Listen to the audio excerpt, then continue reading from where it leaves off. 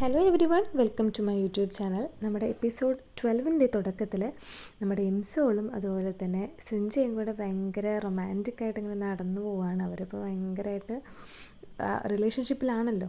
അപ്പോൾ അങ്ങനെ ഓരോരോ കാര്യങ്ങൾ ഇങ്ങനെ പറയുന്നുണ്ട്. ഞാൻ ഭയങ്കര കൂളല്ലേ ഇംസോളെ എന്നൊക്കെ ചോദിക്കുന്നുണ്ട് സുഞ്ച കേട്ടോ. ആണ്, നീ ഭയങ്കര കൂളാണ്, നീ പ്രശ്നങ്ങളൊക്കെ അങ്ങനെ ഒതുക്കുന്ന ഭയങ്കര സംഭവമാണെന്നൊക്കെ പറഞ്ഞിട്ട് ഇങ്ങനെ അവർ ഭയങ്കരമായിട്ട് ഇങ്ങനെ റൊമാൻറ്റിക്കായിട്ട് ഇങ്ങനെ സംസാരിക്കുന്നുണ്ട്. അതിൻ്റെ ഇടയ്ക്ക് അവൻ പറയുന്നുണ്ട്, എനിക്ക് ടൈം മെല്ലെ പോയാൽ മതി, ഈ ഈ ഒരു ടൈം ഇങ്ങനെ തന്നെ പോയാൽ മതി, നിന്നെ വിട്ടു പോകാൻ എനിക്ക് താല്പര്യമില്ല എന്നൊക്കെ ഇങ്ങനെ പറഞ്ഞ് അവരിങ്ങനെ ക്യൂട്ടായിട്ട് നടക്കുന്നുണ്ട്.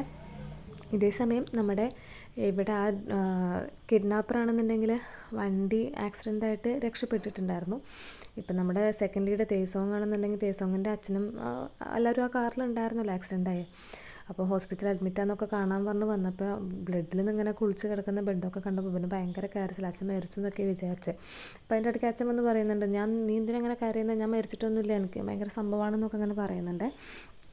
പറയുന്നില്ല, ഒന്ന് ശ്രദ്ധിക്കേണ്ട അച്ഛാന്നൊക്കെ പറഞ്ഞിട്ട്.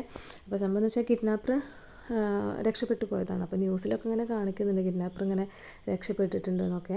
അപ്പം ഇതിലിങ്ങനെ സുഞ്ചേൻ്റെ അച്ഛനെ ന്യൂസ് കാണുന്നുണ്ട്. അപ്പോൾ അവരുടെ ബാത്റൂം ഡോറിന് എന്തോ പ്രശ്നമുണ്ട്. അപ്പോൾ സുഞ്ച പറയും ബാത്റൂം ഡോറ് റെഡി അല്ല, പഴയതല്ല, അപ്പോൾ ഒന്ന് റെഡി ആക്കണം എന്നൊക്കെ ഇങ്ങനെ പറയുന്നുണ്ട്. അപ്പോൾ അച്ഛനെ പഴയ വീടല്ലേ, നീ പോകുന്നൊക്കെ പറയുന്നുണ്ട്. അപ്പോൾ ഈ ന്യൂസൊക്കെ അറിഞ്ഞിട്ട് ഇവളെന്ത് ചെയ്യുന്നുണ്ട്, ഇംസോള് ഡിറ്റക്റ്റീവിൻ്റെ അടുത്ത് വന്ന് പറയുന്നുണ്ട്, മെയ് 10 എനിക്ക് ഒരു ആക്സിഡൻറ്റ് ഉണ്ടാവും ഇവിടെ വെച്ചിട്ട്, അപ്പോൾ അത് ശ്രദ്ധിക്കണം, ഒന്ന് ഡിറ്റക്റ്റീവ് എന്നെ നോക്കണം എന്നൊക്കെ പറഞ്ഞിട്ട്. ഇത് ഒളിഞ്ഞു നിന്നിട്ടാണെങ്കിൽ സുഞ്ചയെ കേൾക്കുന്നുണ്ടായിരിക്കും. അപ്പോൾ സുഞ്ചയ്ക്ക് ഏകദേശം മനസ്സിലാവും എന്തുകൊണ്ടാണ് അവളിങ്ങനെ പറയുന്നത്, അവളുടെ കാര്യത്തിലൊന്നും ഇടപെടരുത്, നീ എന്നെ ഒന്നും രക്ഷിക്കാനൊന്നും വരരുത് എന്നൊക്കെ ഇങ്ങനെ സുഞ്ചേൻ്റെ അടുത്ത് പറയണം കാരണം എന്താണെന്നൊക്കെ സുഞ്ചയ്ക്ക് മനസ്സിലാവേ. സുഞ്ച എന്നിട്ട് അവിടെയൊക്കെ വന്ന് നോക്കുന്നുണ്ട് എന്തൊക്കെയാണ് അവിടെ ഉള്ളത്, ആ ബിൽഡിങ്ങിൽ എന്തൊക്കെയാണെന്നൊക്കെ. ഇതേ സമയം നമ്മുടെ ഇംസോളിൻ്റെ ഒപ്പയും അതുപോലെ തന്നെ ഇംസോളിൻ്റെ ബ്രദറും ഭയങ്കര ഫ്രണ്ടും ഭയങ്കര ഭയങ്കര റിലേഷൻഷിപ്പിലാണല്ലോ. അപ്പോൾ അതിൻ്റെ ഇടയ്ക്ക് ഇംസോളിന് ഇവർക്ക് രണ്ടുപേർക്കും പേടിയാണ്. അപ്പോൾ ഇവരിങ്ങനെ പാലത്തിൻ്റെ അവിടെ നിന്ന് ഇംസോളിനെ കാണുമ്പോൾ രണ്ടുപേരും കൂടെ വെള്ളത്തിൽ വീഴുന്നുണ്ട് കേട്ടോ. അത് കഴിഞ്ഞിട്ടാണെന്നുണ്ടെങ്കിൽ നമുക്ക് ഇവർക്ക് രണ്ടുപേർക്കും ഇലക്ട്രിക് കോഴ്സും ക്ലാസ്സൊക്കെ ഉണ്ടായിരിക്കും. അപ്പോൾ അത് ക്യാൻസൽ ചെയ്തപ്പോൾ എന്ത് ചെയ്യുന്നുണ്ട്, ഇവളെ വീട്ടിലോട്ട് ഇംസോളിൻ്റെ വീട്ടിലോട്ട് സുഞ്ചി വരുന്നുണ്ട് ബുക്കും കാര്യങ്ങളൊക്കെ കൊണ്ടുവയ്ക്കാൻ വേണ്ടിയിട്ട്. അപ്പോൾ ഇതിങ്ങനെ സുഞ്ചിയാണെന്നുണ്ടെങ്കിൽ നമ്മൾ റൂം കയറിയിട്ട് പരിശോധിക്കുന്നുണ്ട് എങ്ങനെയാണോ, സേഫാണോ. അപ്പോൾ ഇവിടാണെന്നുണ്ടെങ്കിൽ റൂം അലങ്കോലാക്കിയിട്ട് വെച്ചിട്ടുണ്ട്, അതൊക്കെ അടുക്കി പെറുക്കി വെക്കുന്നുണ്ട്. പെട്ടെന്ന് അവർ വെളിയിൽ നിന്ന് ഒരു സൗണ്ട് കേൾക്കുന്നുണ്ട്, എന്തോ ഒരു ചില്ല് വീണ് പൊട്ടുന്നത്. അപ്പോൾ ഇവർ രണ്ടുപേരും ഷോക്കാവുന്നുണ്ട്, എന്ത് സംഭവം എന്ന് വെച്ച് നോക്കുമ്പോൾ വേറെ ആരുമില്ല, ആ വെള്ളത്തിൽ വീണ നമ്മുടെ ഇംസോളിൻ്റെ ബ്രദറും ഇംസോളിൻ്റെ ഫ്രണ്ടും കൂടെ വീട്ടിൽ ഡ്രസ്സ് മാറ്റാൻ വന്നിരിക്കുകയായിരുന്നു. സംഭവം വീട്ടിൽ ആരും ഇല്ല. അപ്പോൾ ഇവർ രണ്ടുപേരാണെങ്കിൽ പേടിച്ചിട്ട് ഓരോരോ സാധനങ്ങളൊക്കെ എടുത്തിട്ട് ആരെന്നെ കള്ളനാണോ കിഡ്നാപ്പറാണോ എന്നൊക്കെ വെച്ചിട്ട് ഇങ്ങനെ നോക്കുകയാണ് കേട്ടോ വന്നിട്ട്. അപ്പോൾ സംഭവം എന്ന് വെച്ച് കഴിഞ്ഞാൽ ഇവർ രണ്ടുപേരാണ്, ഇംസോളിൻ്റെ ബ്രദറും ഇംസോളിൻ്റെ ഫ്രണ്ടും തന്നെയാണ്. അപ്പോൾ ഇവരിങ്ങനെ ഓരോരോ ഇങ്ങനെ മൗസ് ആൻഡ് ക്യാറ്റ് കളിക്കുന്ന പോലെ ഇങ്ങനെ ഇവരിങ്ങനെ നോക്കും, അങ്ങനെ അവരിങ്ങനെ ഓടിപ്പോവും. അങ്ങനെ പിന്നെ ഫൈനലി അവർ കണ്ടുപിടിച്ചിട്ട് ഇംസോൾ അറിയാതെയാണെന്നുണ്ടെങ്കിൽ ഇലക്ട്രിക്കിൻ്റെ ഇത് അവളുടെ കഴുത്തിൽ വെക്കും. പിന്നെ ഇംസോൾ ഒരുപാട് വഴക്ക് പറയും, നിങ്ങൾക്ക് എന്താ അവിടെ പരിപാടി, നിൻ്റെ അടുത്ത് ഞാൻ പറഞ്ഞല്ലേ, വോൺ ചെയ്തല്ലേ എൻ്റെ ഫ്രണ്ടിനെ നോക്കരുത് ഇടാന്നൊക്കെ പറഞ്ഞിട്ടെ. അപ്പം ഇവർ രണ്ടുപേരും സമ്മതിക്കുന്നില്ല, ഞങ്ങൾ ഭയങ്കര ഇഷ്ടത്തിലാണ് എന്നൊക്കെ പറഞ്ഞിട്ടേ. ഇവൾക്ക് ഒരുപാട് ദേഷ്യമുണ്ട്, കാരണം ഫ്യൂച്ചറത്തെ കാര്യം ആലോചിച്ചിട്ട് ഇവർ കുറച്ച് കഷ്ടപ്പെടുന്നുണ്ടല്ലോ. അപ്പോൾ അതൊക്കെ ആലോചിച്ചിട്ട് ഇവർ രണ്ടുപേരും ഇങ്ങനെ ഒരുമിപ്പിക്കാതിരിക്കാൻ വേണ്ടിയിട്ട് എല്ലാ കാര്യവും നോക്കുന്നുണ്ട്. അതേപോലെ സുഞ്ചേൻ്റെ അടുത്ത് പറയുന്നുണ്ട്, ഞാൻ എൻ്റെ കാര്യങ്ങളൊക്കെ ചെയ്തു, ഞാൻ അവരെ ചാൻസാണ്, അവരെന്താണെന്ന് വെച്ചാൽ ആവട്ടെ എന്നൊക്കെ പറയേ. ഓക്കെ, അത് കഴിഞ്ഞിട്ട് ഇവർ രണ്ടുപേരും വീട്ടിൽ പോയും. എന്നിട്ട് സുഞ്ചിയാണെന്നുണ്ടെങ്കിൽ ഇവൾ മെയ് 10 ഇവൾക്ക് നടക്കുന്ന കാര്യങ്ങളൊക്കെ ഇങ്ങനെ ആലോചിക്കുന്നുണ്ട്. പിന്നെ പിറ്റേ ദിവസം ഇവർ രണ്ടുപേരും കൂടെ ഇൻഹ്യൂക്കിനെ കാണാൻ വേണ്ടിയിട്ട്, സുഞ്ചേൻ്റെ ഫ്രണ്ടിനെ കാണാൻ വേണ്ടിയിട്ട് അവൻ്റെ വീട്ടിലെത്തും. പക്ഷെ അവിടെ ഉണ്ടാവില്ല, പകരം നമ്മുടെ തേസോങ് ആയിരിക്കും ഉണ്ടാവുക. അപ്പോൾ ചോദിക്കും, നിങ്ങൾ എവിടെയാടാ ഇൻഹ്യൂക്ക് എവിടെയും ചോദിക്കുവേ. അപ്പോൾ തേസോങ് പറയും അവൻ്റെ വീട്ടിൽ പോയി, ഹോം ടൗണിൽ പോയി, അവൻ്റെ പാട്ടൊക്കെ കൊളായി, ബാൻഡൊക്കെ കൊളായി എന്നൊക്കെ പറഞ്ഞിട്ട്. ഓക്കെ, അപ്പോൾ ഇവർ എല്ലാവരും കൂടെ എന്ത് ചെയ്യുന്നുണ്ട്, അവൻ്റെ ഹോം ടൗണിലേക്ക് ഒരു കാറൊക്കെ എടുത്തിട്ട് പോകുന്നുണ്ട്. ഇവിടെയാണെന്നുണ്ടെങ്കിൽ നമ്മുടെ സുഞ്ചേൻ്റെ അച്ഛൻ അങ്ങനെ ഹെയർ വാഷ് ചെയ്യണം, പക്ഷേ വെള്ളം പെട്ടെന്ന് കഴിഞ്ഞു പോകും. അപ്പം ബാത്റൂം ഡോറിനാണെങ്കിൽ ചെറിയൊരു കംപ്ലയിൻറ്റ് ഉണ്ടായിരുന്നു, അപ്പോൾ ലോക്കായി അവിടെ പെട്ടും ചെയ്തു. അപ്പോൾ അതിൻ്റെ ഉള്ളിൽ ഇരിക്കുകയാണ്. ക്ലോസറ്റിൽ നിന്നൊക്കെ എടുത്ത് വെള്ളമൊക്കെ തലയൊക്കെ കഴുകിയിട്ട് അതിൻ്റെ ഉള്ളിൽ തന്നെ ഇങ്ങനെ ഓരോന്നിങ്ങനെ പറഞ്ഞിട്ടിരിക്കുക. അങ്ങനെ വെളിയിൽ കൺസ്ട്രക്ഷൻ വർക്ക് നടക്കുന്നതുകൊണ്ട് സൗണ്ടൊന്നും കേൾക്കുന്നുമില്ല. കുറേ വിളിച്ചൊക്കെ നോക്കുന്നുണ്ട് അപ്പുറത്തേക്ക് ഇപ്പുറത്തേക്ക്, പക്ഷെ ആരും അറിയുന്നതും കേൾക്കുന്നൊന്നുമില്ല. ഇവരാണെന്നുണ്ടെങ്കിൽ 3 പേരും കൂടെ ഇൻഹ്യൂക്കിൻ്റെ ഹോം ടൗണിലോട്ട് ഇങ്ങനെ പോവുകയാണ്. അതിപ്പോൾ നമ്മുടെ തേസോങ്ങിൻ്റെ കാറിലാണ്, വളരെ മെല്ലെയാണ് പോണത്. തേസോങ്ങിൻ്റെ കാറ് എന്ന് പറഞ്ഞാൽ ഭയങ്കര ജീവനാണ്. അപ്പോൾ ഇങ്ങനെ പോയിക്കൊണ്ടിരിക്കുമ്പോൾ ഇൻഹ്യുക്കുണ്ടായിരിക്കും കടലിൽ ഇങ്ങനെ ഇറങ്ങി പോകുന്നത്. അപ്പോൾ ഇവരെന്ത് ചെയ്യും, കാറ് നിർത്തിയിട്ടിട്ട് പെട്ടെന്ന് അവനെ പോയി വലിക്കും കേട്ടോ. നീ എന്താ ചാവാൻ പോവാണോ എന്നൊക്കെ ചോദിച്ചു. നിങ്ങൾ എന്തേ പറയണേ, ഞാൻ ചാവാനൊന്നുമില്ല, ഞാൻ വെറുതെ നടക്കുക എന്നൊക്കെ പറയും.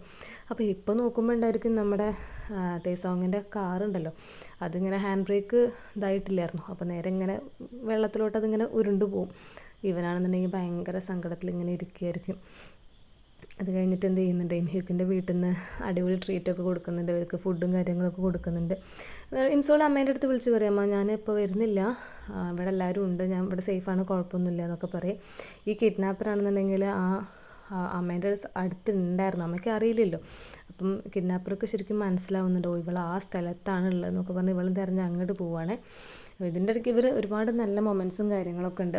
അവിടെ ഇൻഹ്യുക്ക് എന്ന് പറയുമ്പോൾ കുറച്ച് ഉള്ളോട്ടുള്ള ഏരിയ, അപ്പോൾ അവിടെ അവന് ആടും കുട്ടികളും അങ്ങനത്തെ ഒരുപാട് സംഭവങ്ങളുണ്ട്.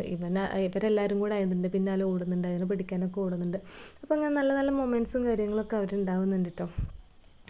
അവിടെ നിന്ന് ഇറങ്ങി വന്നിട്ട് ബീച്ചിൽ കളിക്കുന്നുണ്ട്.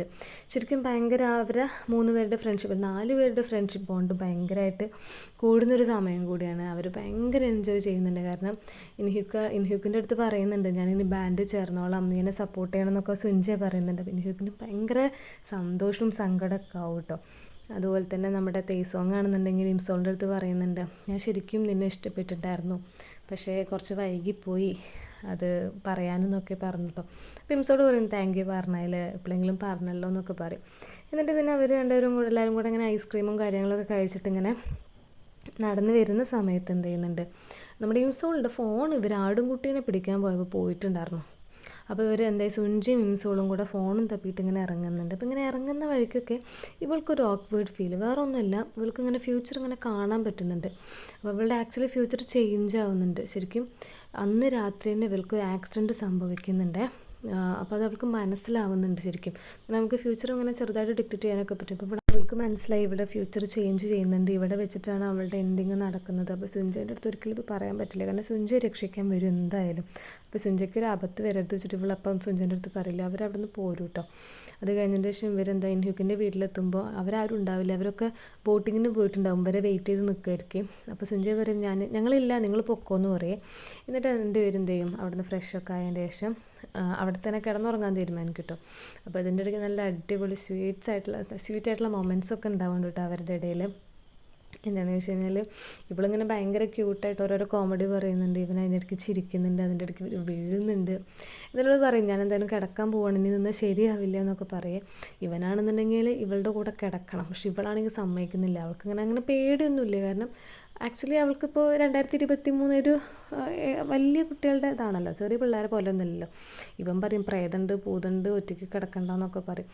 ഫൈനലി ഇവൻ അങ്ങനെ ഓരോന്ന് കാട്ടി കൂട്ടിയിട്ട് ഇവരൊരു റൂമിൽ കിടക്കും കേട്ടോ. റൂമിൽ കിടന്നതിന് ശേഷം പറയുന്നുണ്ട്, ഞാൻ നിന്നെ ഒന്നും കാണിക്കില്ല, ഞാൻ ഭയങ്കര ഓക്സിജനെ പോലെ അത്ര പ്യുവറാണ്, നീ പേടിക്കൊന്നും വേണ്ടെന്നൊക്കെ പറയും. അപ്പോൾ അവൾ പറയും, എനിക്ക് പേടിയൊന്നുമില്ല എന്നൊക്കെ പറഞ്ഞ് കൂളായിട്ടിരിക്കുക. എന്നിട്ട് രണ്ടുപേരും എന്ത് ചെയ്യുന്നുണ്ട്, കെട്ടിപ്പിടിച്ച് കിടന്ന് ഉറങ്ങുന്നുണ്ട് കേട്ടോ. അവർ കിസ് ചെയ്യുന്നതും കാര്യങ്ങളൊക്കെ ഉണ്ട് അതിൻ്റെ ഇടയിൽ, നല്ല സ്വീറ്റായിട്ടുള്ള മൊമെൻറ്റ്സ്. അപ്പോൾ അവൾ പറയുന്നുണ്ട്, ഞാൻ പെട്ടെന്ന് പോയി കഴിഞ്ഞാൽ നീ ഒരിക്കലും കരയാൻ പാടില്ല. അപ്പോൾ അവൾക്കറിയാം അവളുടെ സമയം എടുത്തിട്ടുണ്ട്, കാരണം ഫ്യൂച്ചർ ചേഞ്ച് ചെയ്യാൻ പോകുന്ന അവൾക്കറിയാം. എന്നിട്ട് അവൻ്റെ അടുത്ത് റിക്വസ്റ്റ് ചെയ്യുന്നുണ്ട്, ഞാൻ പോയി കഴിഞ്ഞാൽ നീ ഒരിക്കലും കരയരുത്, എനിക്ക് വാക്ക് തരണം എന്നൊക്കെ കേട്ടോ. ഇവിടെ നമ്മുടെ സുഞ്ചേൻ്റെ അച്ഛനാണെങ്കിൽ പാവം ബാത്റൂമിൽ കുടുങ്ങിയതാണ്. ഫൈനലി പിന്നെ നമ്മുടെ ഇംസോളിൻ്റെ അമ്മ വന്ന് രക്ഷിക്കും കേട്ടോ. കാരണം ഇങ്ങനെയൊക്കെയോ അവർ ടിഷ്യൂ പേപ്പറൊക്കെ എടുത്ത് എറിഞ്ഞിട്ട് ഇങ്ങനെ അമ്മേനെ വിളിച്ചിട്ട് അമ്മ വന്ന് രക്ഷിക്കുന്നുണ്ട്. പിന്നെ ഈ പിറ്റേ ദിവസമാണെന്നുണ്ടെങ്കിൽ ഇവർ ഉറക്കമൊക്കെ കഴിഞ്ഞ് ഇവർ തിരിച്ചു പോരുമ്പോൾ ട്രെയിനിൽ നിന്ന് ഇവളിങ്ങനെ ഇവളുടെ സ്വഭാവത്തിൽ ചെറിയൊരു മാറ്റം എന്താണെന്ന് വെച്ച് കഴിഞ്ഞാൽ, ഇവൾ ആക്ച്വലി അഭിനയിക്കുകയാണ്, അവൾ പോയി എന്നുള്ള രീതിയിൽ അഭിനയിക്കുകയാണ്. കാരണം സുഞ്ച അവിടെ വെച്ചിട്ടാണ് അവൾക്ക് ആക്സിഡൻറ്റ് ഉണ്ടാവുന്നത്. അപ്പോൾ സുഞ്ച ഒരിക്കലും വരാൻ പാടില്ല. അപ്പോൾ ഇവൾ എന്ത് ചെയ്യുന്നുണ്ട്, പഴയ ഇംസോളായിട്ട് അവിടെ നിന്ന് നമ്മുടെ ട്രെയിനിൽ നിന്ന് ഇറങ്ങുന്നുണ്ട്. നമുക്ക് ഭയങ്കര സങ്കടമുണ്ട്, കാരണം സുഞ്ച വന്നു കഴിഞ്ഞാൽ ബുദ്ധിമുട്ടാകും. സുഞ്ച വന്നു കഴിഞ്ഞാൽ ആക്സിഡൻറ്റ് അവന് വരും എന്ന് പേടിച്ചിട്ട് അവൻ സുഞ്ചേൻ്റെ അടുത്തൊന്നും പറയുന്നില്ല. ഇംസോൾ അവിടെ ഇറങ്ങും, നീ ആരാ, എങ്ങനെ, എനിക്കൊന്നും ഓർമ്മയില്ല, എനിക്ക് കൺഫ്യൂസിങ് ആണെന്നൊക്കെ പറഞ്ഞിട്ട് ഇവിടെ വെച്ചിട്ടാണ് അപ്പോൾ നമ്മുടെ 12th എപ്പിസോഡ് എൻഡ് ചെയ്യുന്നത്. ഇനി 13th എപ്പിസോഡ് നല്ല എപ്പിസോഡാണ്, ആരും വീഡിയോ ഒന്നും മിസ്സാക്കരുത്. അപ്പോൾ നിങ്ങൾ ആദ്യമായിട്ടാണ് എൻ്റെ ചാനൽ കാണുന്നതെങ്കിൽ പ്ലീസ് എന്തായാലും ലൈക്ക് ചെയ്യുക, സപ്പോർട്ട് ചെയ്യുക, സബ്സ്ക്രൈബ് ചെയ്യുക. Thank you.